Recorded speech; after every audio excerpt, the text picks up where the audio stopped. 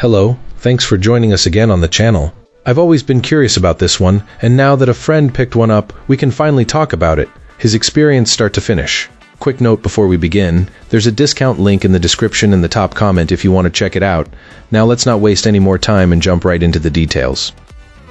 So this projector showed up and immediately felt like a step up from what I had before.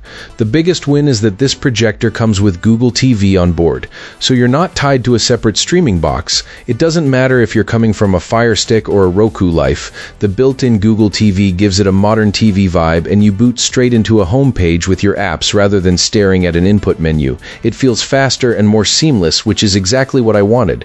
Setup was pretty painless. I followed the Google instructions, scanned the QR code with my phone, and got rolling.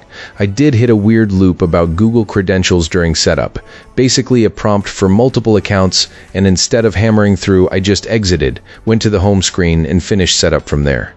The update process was equally smooth. Pick the update option, wait for the download, restart, and suddenly the picture quality options, screen settings, and other bits were ready to go. Connecting to my Wi-Fi and pairing my Bluetooth headset were straightforward too.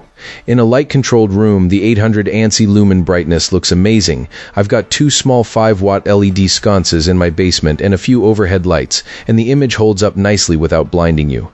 With the lights on full, you can still see the picture, but it's clearly not the best viewing setup for a backyard or darker room experience. It really shines. The auto keystone feels magical. It levels and centers the image reliably, even when I'm not perfectly square with the wall.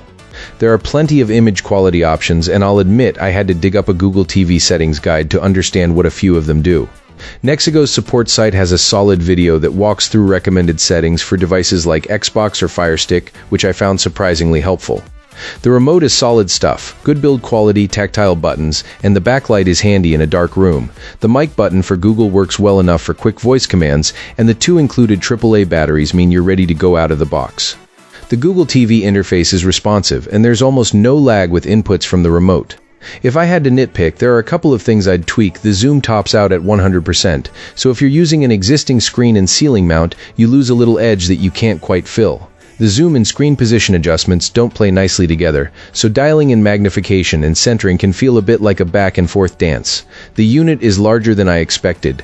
The cooling fan can get loud, and there aren't mounting ports on the body, so you'll want a separate bracket if you're planning a ceiling install. It also doesn't support an SD card for extra app memory, which would help since the onboard memory isn't huge. All told, this is a good value for the price. The built-in Google TV, bright picture, and smart auto keystone make it a strong upgrade from older NexiGo projectors, especially for backyard movie nights and quick laptop casting. That's everything for this one. Thanks for sticking around. I hope this gave you a clear idea of the product. If you want, you can find it in the description, and there may be some discounts available too.